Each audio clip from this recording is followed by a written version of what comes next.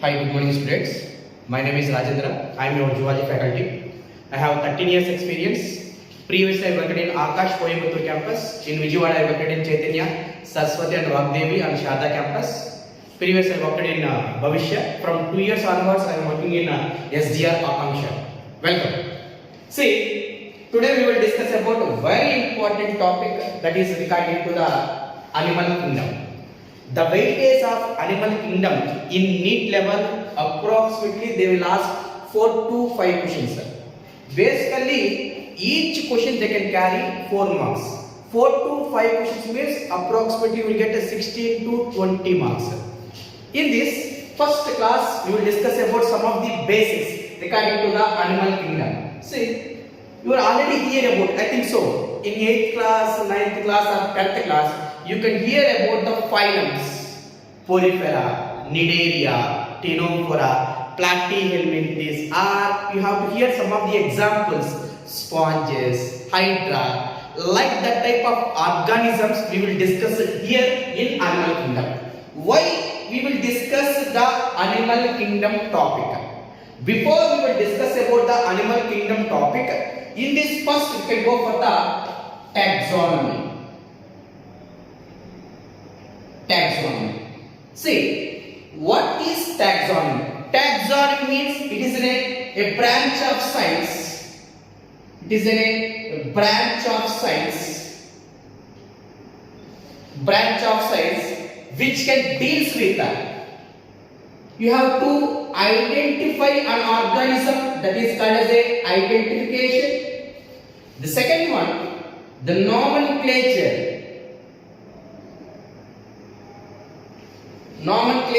And the third one, the classification. That's why what the taxonomy they can be explained is taxonomy is a branch of science which can deals with you have to identify an organism. You can give the name to an organism, that is called as a nomenclature. You have to classify an organism. It means it have to keep it in a certain group. For suppose, if you observe an organism, that organism you have to identify, that is called as a identification. That organism I named as dog, that is called as a nomenclature. You have to name that organism, and then you have to classify which group you have to creep. It is either herbivore, either it is a carnivore, either it is a omnivore. Herbivore means the organism which can eat only the plants, that is called as a herbivore. The organism which can eat another organism, that is called as a carnivore. If the organism they can eat plants and the organisms, both that will be called as a omnivores. Now see here. Here the classification includes the basic unit of classification is species. The basic unit of classification is what? Species. What is meant by species? Suppose I am one of these species, that is Homo sapiens, that is indicates the human beings. That's why the organism which having a same character, which have to keep in a one group, that is called as a species. Suppose I having one nose, I having 2 eyes, I having 2 hands, I having 2 legs, I having a certain common character. If you observe another organism, they having also same character. That's why what is species means the group of organism having the same characters.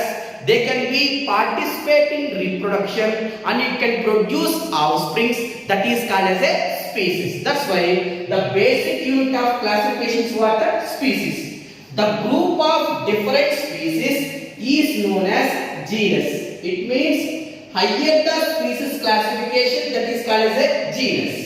I can write the word cat, cough, G, S. K shows kingdom. It means we will discuss about the animal kingdom. We have 2 kingdoms. One is the plant kingdom, another one is the animal kingdom. We will discuss about the animal kingdom. Now, below the kingdom, they having a classification phylum. Below the phylum, they having a class. Below the class, they having a order. Below the order, they having a family.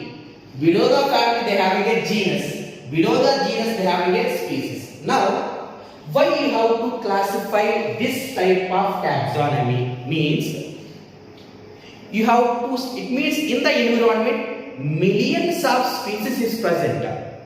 You are not able to study each and every characteristics of an organism. That's why which organism having a same character we can keep in a certain group. That is the main use of the classification. Now see here, the basic unit of classification is what? Species. The group of species is called as a genus. The group of genus is called as a family. The group of family is called as a order. The group of order is called as a class. The group of class is called as a phylums. The group of phylums is called as a kingdoms. Now we will discuss about the animal kingdom. Now see here, I said below the kingdoms they have what is present? Phylums. Now this animal kingdom, it will be shows metazoa. See, zoa means animals, meta means later. See, protozoa, metazoa. Protozoa, zoa means animal, a perfect animals before, that is called as a pro, that will be named as a protozoas. Suppose unicellular organisms is under the protozoas. Keep in mind, in metazoas or we will discuss about the animal kingdom, we will discuss about only the multicellular organisms. We are not able to discuss about the unicellular organisms, that it will be shows protozoas. That is the amoeba, paramecium, these are all of the protozoas. Now in animal kingdom, we are not able to discuss about the protozoans, we will discuss about the multicellular organisms, that is called as a metazoas. Now, this animal kingdom can be divided to two subkingdoms. Can be divided to two subkingdoms. Below the kingdoms, the taxa is called as a subkingdoms.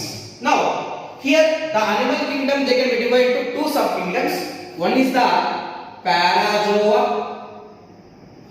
another one is the eumetazoa. Eumetazoa. See, in parazoa, we will discuss about the cellular level of organization. Cellular level of organization. See, what is meant by cellular level of organization? In the environment, right here, in the environment,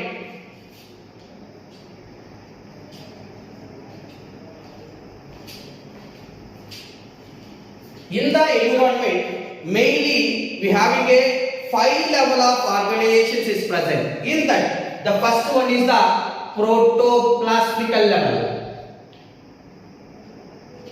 The second one is the cellular level. The third one is the tissue level. The fourth one is the organ level. The fifth one is the organ system level. That's why in the environment they having a how many level of organization? They having a 5 level of organization. One is the protoplasmical level. The second one is the cellular level. The third one is the tissue level. And the fourth one is the organ level. The fifth one is the organ system level. See, where the protoplasmical level of organization is seen. Now, for suppose this one is a cell and this one is the nucleus. In the cell, here they having a cytoplasm.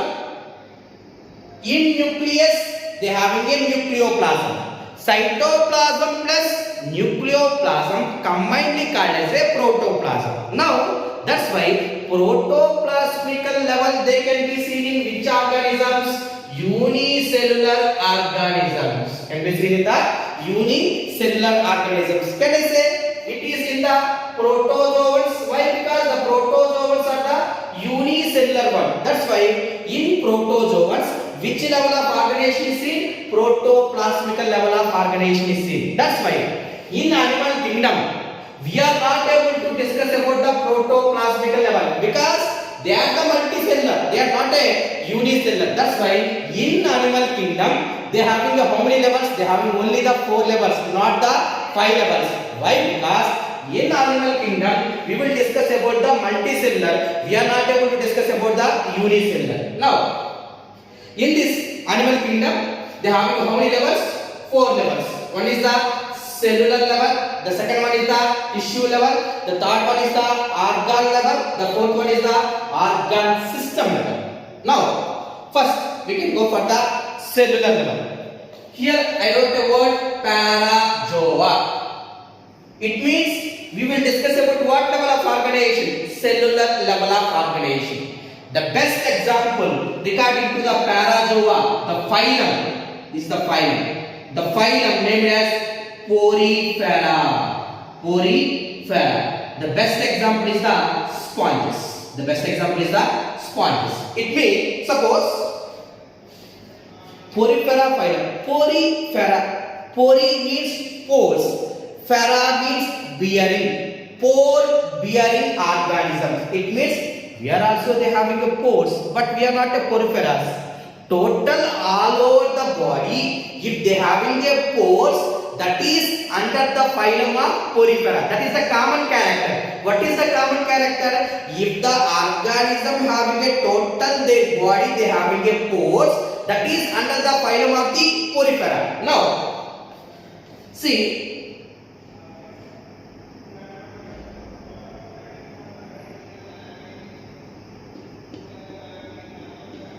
These are the pores. These are the pores, like the pores. All over the body they having a pores, that is under the phylum of the Porifera. See, what is cellular level of organization? Here, they having so many cells. They having so many cells. This organism having so many cells. But between the cells, there is no coordination. Between the cells, there is no coordination. That level of organization is called as a cellular level of organization. That's why what is cellular level of organization means, if the organism they having so many cells, they are the multicellular, but between the cells there is no coordination, there is no relationship. Each cell they can do their own activity. That level of organization is called as a cellular level of organization. That's why in parazoa, the having a phylum, that phylum is the Porifera. The level of organization is what level? Cellular level of organization. The best example for that one is the sponges. Now, in animal kingdom, they having a so many phylums is present. In this,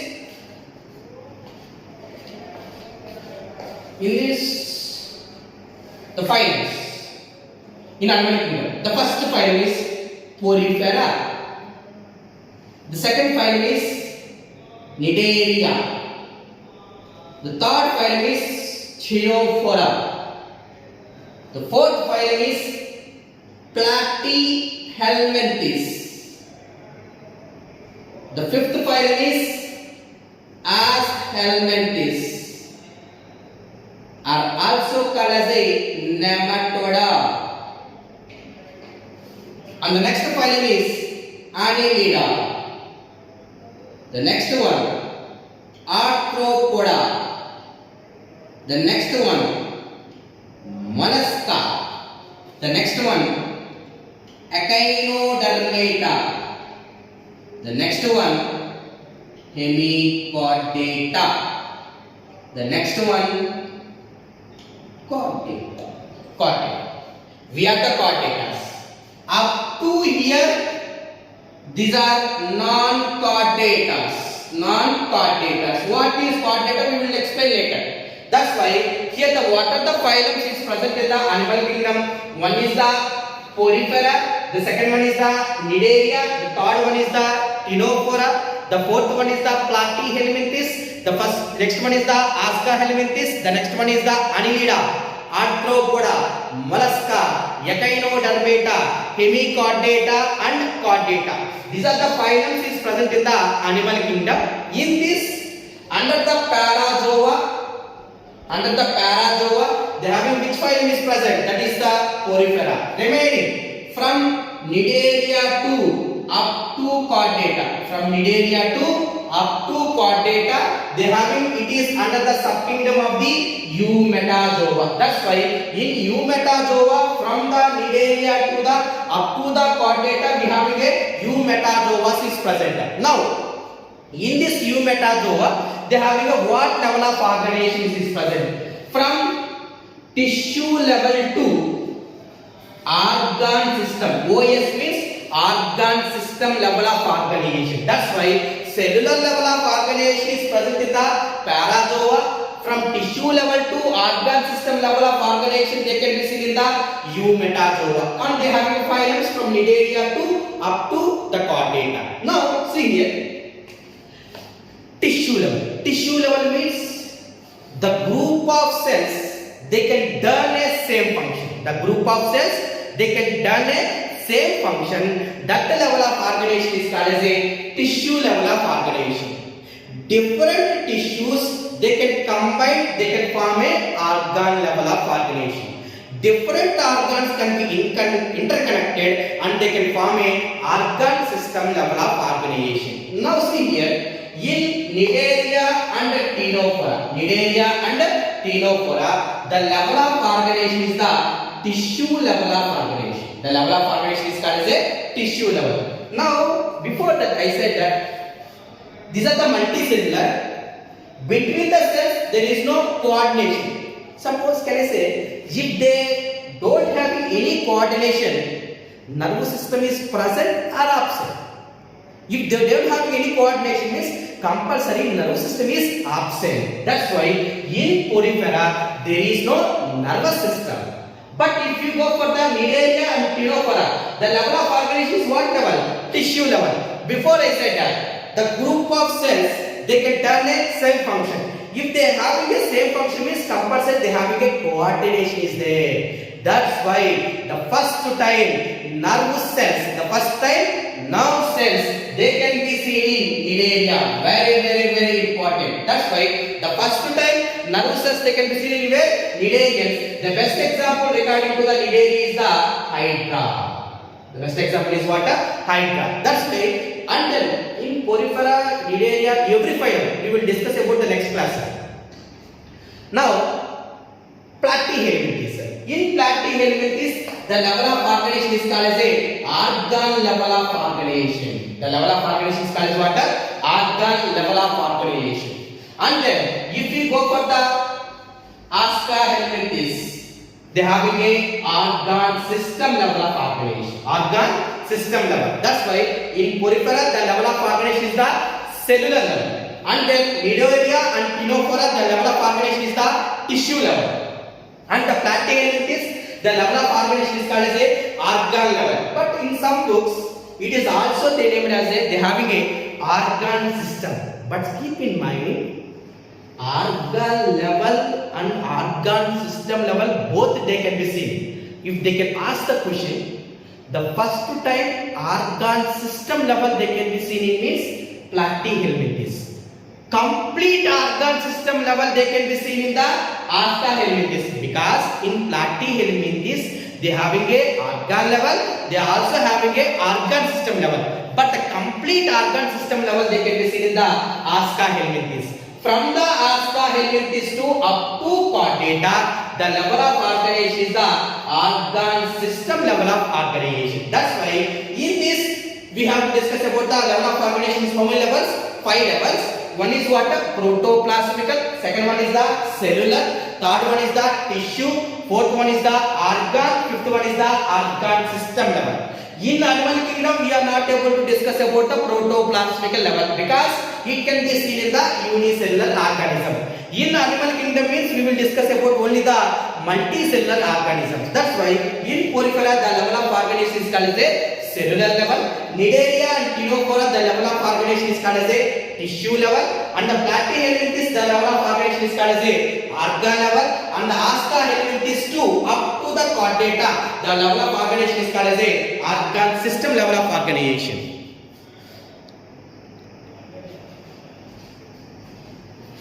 See, now in animal kingdom first we can discuss about one of the general character that is called as a level of organization. And then the second general character, that is called as a symmetry. Symmetry. See, what is meant by symmetry?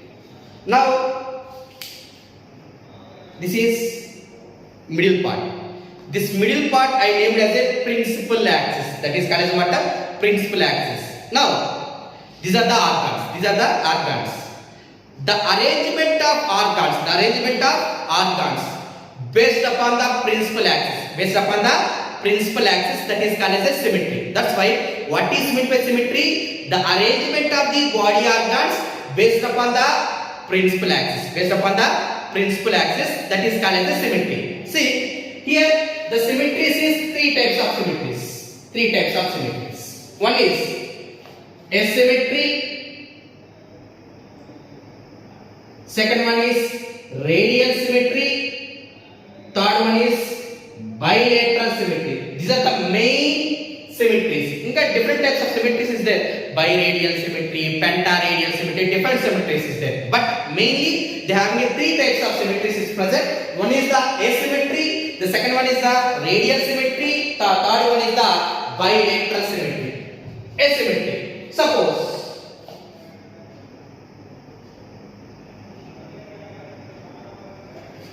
this is one of the organism.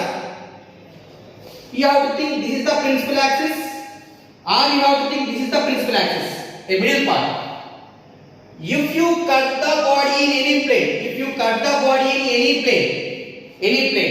the body is not divided into two equal parts. That type of symmetry is called as asymmetry. That's why what is asymmetry means, if you cut the body in any plane, the body is not divided into two equal parts. That type of symmetry is called as asymmetry. Now, in porifera, mostly the type of symmetry is the asymmetry. Mostly, my statement, mostly, not totally. Mostly the type of symmetry is what symmetry? Asymmetry. Now, radial symmetry. Suppose this is the organism. You have to think this is the organism, body plane. This is oral part. That is mouth part, anterior part. This is aboral, posterior part, down part. If you cut the body in any plane, through oro-aboral axis, the body can be divided into two equal parts. That type of symmetry is called as a radial symmetry. Suppose you have taken a volleyball. See,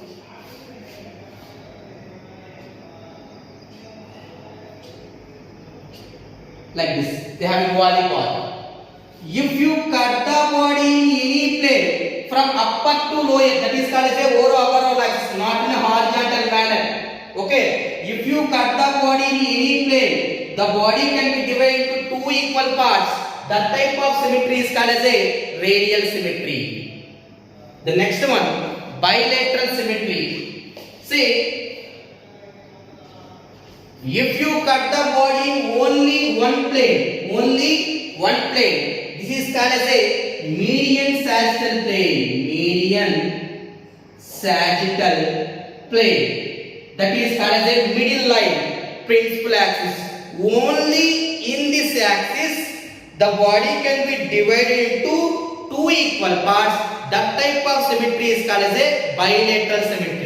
In higher organism, the type of symmetry is what type of symmetry? Bilateral symmetry. We have the mammals. The type of symmetry is what type of symmetry? Bilateral symmetry. That's why if you cut the body in only median sagittal plane, the body can be divided into two equal parts. That type of symmetry is called as what symmetry? Bilateral symmetry. That's why now today we will discuss about the two characters. One is what?